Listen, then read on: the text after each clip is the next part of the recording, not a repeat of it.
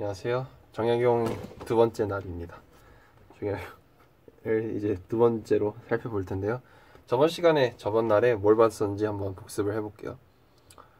정약용 선생님의 다산 선생님의 호가 다산이라서 다산 선생님이라고 부르는데요.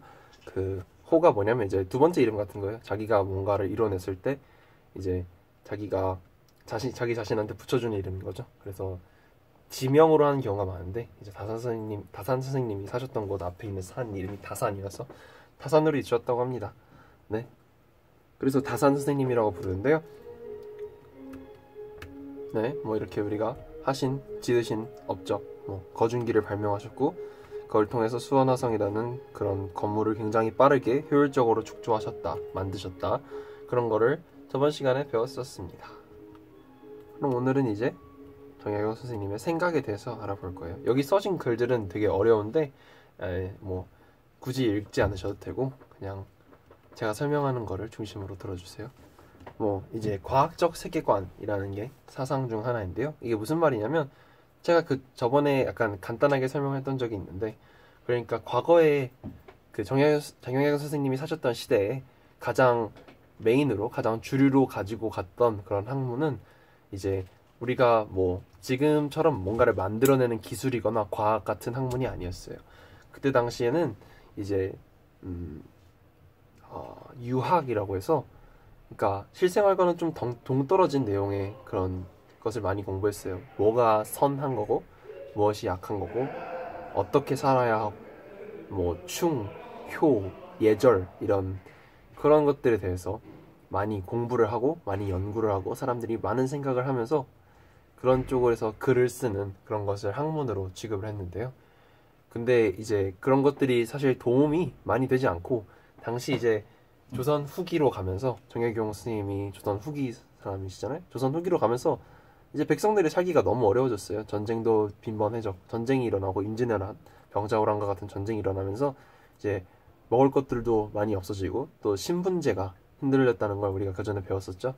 그 사람들이 막 신분을 사고 팔고 이러면서 사람들이 살기가 너무 어려워지는 거예요. 그러니까 이렇게 어려운 시기에 왜 우리가 뭐가 충이고 효고 예고 이런 걸 왜 공부하고 있느냐, 사람들을 실질적으로 도와줄 수 있는 그런 거를 해야 되는 게 아니냐 라고 생각하면서 실학이라는 것이 등장하는데요. 실학이 굉장히 중요한 다산 정약용 선생님의 생각 중 하나입니다. 그래서 과학적 세계관이라는 게 이제 과학을 무시하지 말자, 실생활에 도움이 될 수 있는 그런 학문을 해야 한다 우리가. 그리고 그것을 이끌 수 있는 게 과학이다. 그래서 거중기, 도르래의 원리를 이용해서 그런 과학적인 원리를 사용해서 만들어낸 굉장히 좋은 기술이죠. 당시에 굉장히 도움이 되었던 기술을 발명하시면서 이런 백성들에게 도움되는 생각을 하셨습니다. 근데 이게 또 백성들에게 도움이 된다는 것이 또 연결이 돼요. 정치 사상과. 정치라는 게 사람들을 어떻게 다스릴까에 관한 거죠. 그래서 사람들을 어떻게 다스릴까를 고민을 하다가 과거에는 어떤 생각이었어요? 왕이 하고 싶은 대로 한다. 왕이 좋으면 왕이 좋은 거고 좋은 대로 하고 왕이 싫으면 안 한다. 이런 거였는데 이제 그거에 대한 생각을 많이 바꾸신 거죠. 그래서 백성들이 원하는 대로 해야 된다. 왜냐하면 백성들로부터 왕의 힘이 나오는 거니까. 백성들이 믿어주지 않으면 왕의 힘도 없다. 백성들이 믿어주기 때문에 왕의 힘이 나오는 거다. 라고 말하시는 당시에는 굉장히 혁신적인 생각이었어요. 이거를 민본주의라고 하는데 그 민은 백성이란 뜻이고요. 국민이라고 하잖아요. 국민이 본은 근본이다. 그래서 국민이 근본이 된다는 주의예요. 그래서 왕이 모든 것에 위에 있다는 그런 얘기가 아니고 왕이 물론 위에 있긴 하지만 그 위에 있을 수 있는 이유는 백성들이 받쳐주고 있기 때문이다. 그래서 백성들이 뿌리고 근본이다. 라는 그런 생각을 가지고 계셨습니다.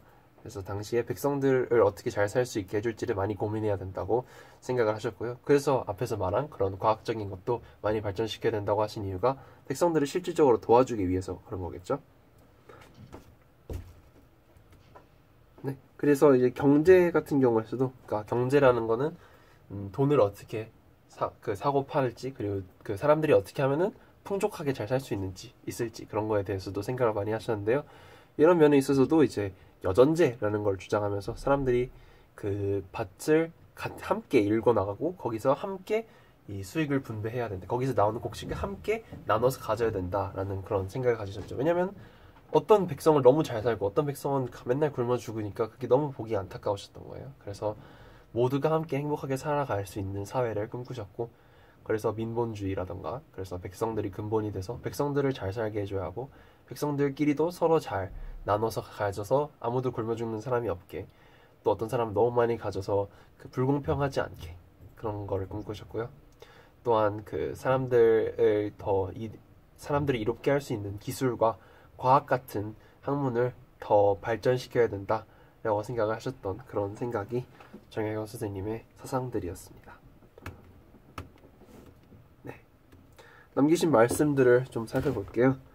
백성을 사랑하는 근본은 재물을 절약해 쓰는 데 있고, 절용하는 근본은 검소한 데 있다. 검소해야 청렴할 수 있고, 청렴해야 백성을 사랑할 수 있기 때문이다. 그러므로 검소해야 하는 것은 목민관이 된 자가 먼저 힘써야 할 일이다. 위의 말씀을 보면 다산의 검소한 삶과 청렴한 삶을 잘 느낄 수 있죠. 그래서 이제 백성을 사랑하는 마음, 여기 그 백성을 사랑하는 근본 이렇게 써 있잖아요. 그러니까 백성을 얼마나 사랑하셨는지, 또 그걸 위해서 그 얼마나 아끼고 절용이라는 게 아낀다는 거거든요. 아껴서 써야 하고, 또 청렴해야 하는지, 청렴이라는 거는 이제 그 자신만의 이익을 위해서 나쁜 짓을 하지 않는 거를 의미해요. 그래서 이제 청렴해야 하고, 목민관이라는 건 사람을 잘 다스리는 관리라는 뜻인데요. 사람을 잘 다스리는 관리는 청렴해야 하고, 자신만의 이익을 위해서 나쁜 짓을 하지 말아야 되고, 또 아껴서 써서 백성들에게 많은 것이 갈 수 있게, 백성들이 잘 살 수 있게 해줘야 된다. 뭐 이런 생각을 많이 하셨습니다. 우리가 나중에 살아갈 때도 내 생각만 하면 안 되고, 이제 남도 어떻게 잘 될지, 우리 주변 사람들이 어떻게 잘 살 수 있을지, 그런 걸 신경을 쓰면서 살아야겠죠. 당시에는 그런 사회가 아니었어요. 사실 당시에는 나만 잘 살면 된다라는 생각이 많이 퍼져 있었죠, 양반들 사이에서는. 그리고 백성들은 그냥 자기보다 낮은 사람, 아랫사람으로 봤는데, 이제는 그렇지 않은 사회가 그렇지 않잖아요. 그래서 잘 살아야, 네, 그래서 이제 정혜경 스님처럼 우리가 남들도 신경 쓰고 남들을 위해서 살아야 한다는 거를 배울 수 있을 것 같습니다. 네, 지금까지 들어주셔서 감사합니다.